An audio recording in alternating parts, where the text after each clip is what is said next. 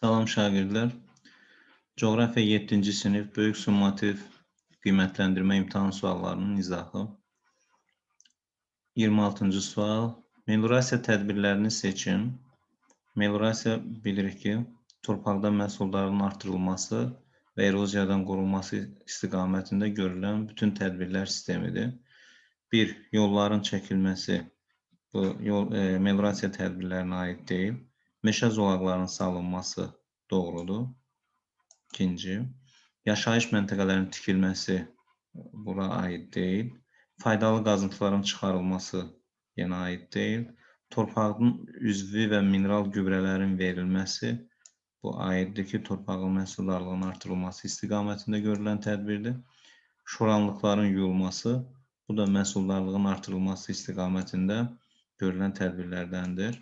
Doğru sıralar 2, 5 və 6-dır.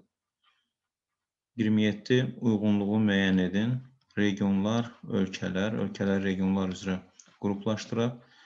Venezuela bilirik ki, Cənubi Amerikada, yəni Latın Amerikası regionunda yerləşir. O zaman A 3-ə uyğun gələcək. Koreya Respublikası Şərqi Asiyada, Koreya yarımadasında yerləşir. B 2-yə uyğun gələcək. Və Fransa isə Qərbi Avropada yerləşən inkişaf etmiş dövlətdir və 1-ə uyğun gələcək C. Demək doğru 1C, 2B, 3A. Qapalı suallara keçirik. 28-ci sual. Aşağıda verilən küləklərin istiqamətlərini müvafiq olaraq soldan sağa təyin edək.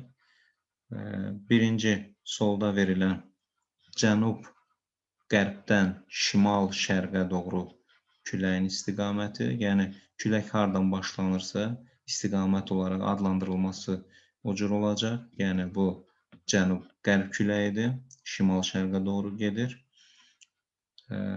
Ortada qərbdən şərqə doğru küləyin istiqaməti verilib. Demək, qərbdən gələn küləkdir, qərb küləyidir və sağdakı isə şimal-şərqdən başlanan küləkdir. Yəni şimal-şərq küləyi cənub-qərb istiqamətinə doğru. Doğru variant C variantı olacaq. Cənub-qərb, qərb və şimal-şərq küləkləri. 29. Okean sularının üst qatında sərbəst hərəkət edə bilməyən ən kiçik canlılar təbii ki, planktonlar olacaq. Nektonlar sərbəst üzə bilənlərdir. Bentoslar isə dibdə, yəni o üst deyil, alt qatında yaşayan orqanizmlərdir. Doğru cavab C variantı olacaq. Biosenoz isə müəyyən ərazidə bitki, heyvan və mikroorqanizmlərin davamlı qrupudur. 30-cu sual. Monarxi idarə etmə formasına malik olan ölkələri seçin. 2. Böyük Britaniya, monarxi quruluşlu dövlət. 3. İspaniya Krallığı, monarxi quruluşlu dövlət. Və Norveç Krallığı, bu da monarxi quruluşlu dövlətdir. Doğru variant 2, 3, 6, yəni B variantı olacaq. Digər ölkələr Fransa Respublika, İtaliya Respublika, Almaniya Respublika quruluşlu dövlətlərdir. 31-ci sual. Ölkənin ərazisi 10 milyon kvadrat kilometr, əhalisi 37 milyon nəfər olarsa, əhali sıxlığını tapın. Ölkə üzrə əhali sıxlığını tapmaq üçün əhali sayını ərazi ölçüsünə bölmək lazımdır. Yəni 37 milyon nəfəri 10 milyon kvadrat kilometr əraziyə bölsək 3,7. Yəni hər kvadrat kilometrə 3,7 nəfər düşəcək. Doğru cavab C variantı olacaq. 32-ci sual. Dağın ətəyində temperatura əsasən 3000 metr hündürlükdə temperaturun neçə dərəcə olduğunu hesablayaq.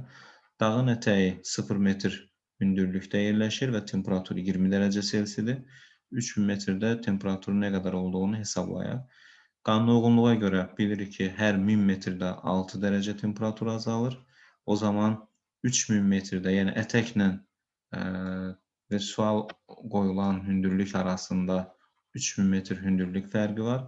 3000-də 18 dərəcə temperatur dəyişəcək və ətəkdə 20 olduğu üçün yuxarı qalxdıqca temperaturun azalmasına görə 20 dərəcə minus 18 bərabər 2 dərəcə. Doğru cavab B variantı müsbət 2 dərəcə. 33. Nöqtələrin yerinə uyğun gələn coğrafi anlayışların ardıcıllığını müəyyən edin. Birinci, iki böyük quru sahəsini birləşdirən ensiz quru zolağı, bu bərzəx adlanır. Məsələn, Panama bərzəxi iki böyük quru olan Şimali və Cənubi Amerika qurularını birləşdirir. İkinci, okean və ya dəniz sularının quruya daxil olan hissələri, bu körfəz adlanacaq. Məsələn, Benqal körfəzi, Biskay körfəzi və s. 3. Dəniz və okeanları birləşdirən ensiz su zolağı isə boğaz adlanacaq. Demək, doğru bərzəx, körfəz və boğaz B variantı. 34. Materik mənşəli adaları müəyyən edin. Bilirik ki, adalar mənşəyinə görə materik, vulkanik və mərcan mənşəli olaraq ayrılır. Materik mənşəli daha iri adalardır. Bura Madagaskar adasını qeyd edirik.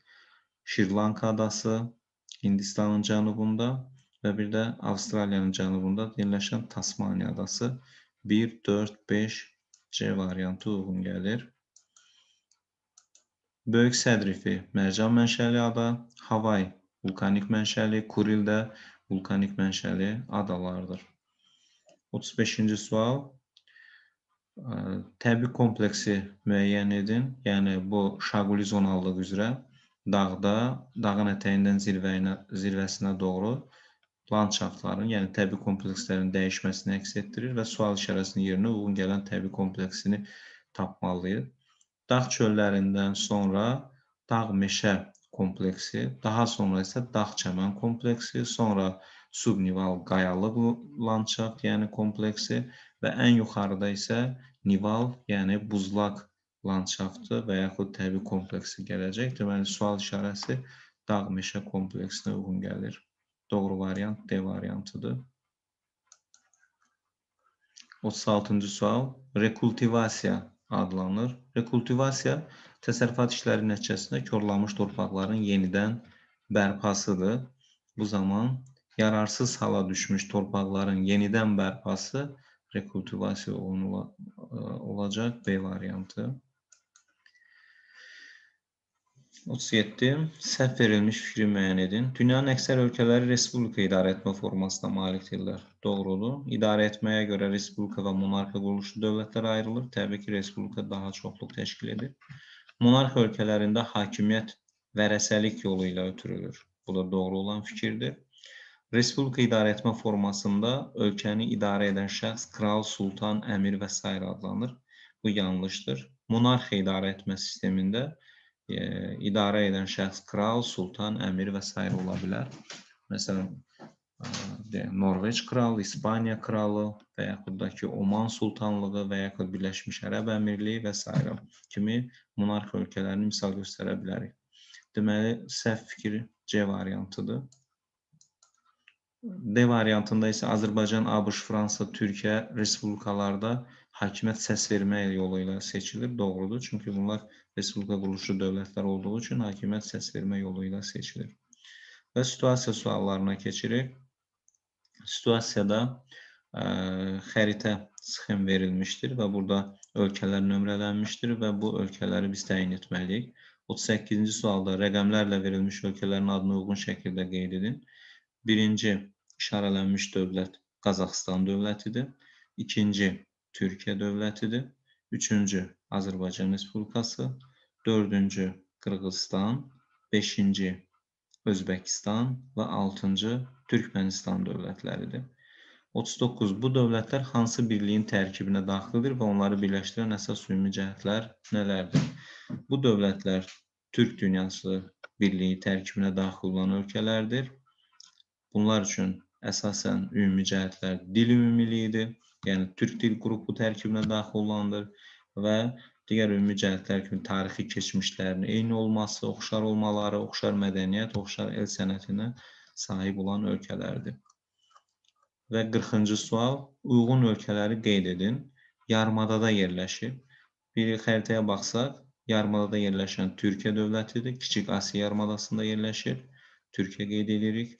B. Tian Şan dağlarında yerləşir. Tian Şan dağlarında yerləşən türk dilli dövlət Qırğızıstan dövlətidir. Əsasən bütövlükdə Tian Şan dağlıq ərazisində yerləşir. Və C. Paytaxtı Daşkənd olan Özbəkistan dövlətidir. Digər dövlətlərin paytaxtlarını da xatırlatsaq, Qırğızstanda Bişkek, Türkmenistanda Aşqabad, Qazaxstanda Nur-Sultan, Azərbaycan bilirsiniz Bakı və Türkiyə Ankara şəhəridir. Diqqətinizə görə təşəkkür edirik.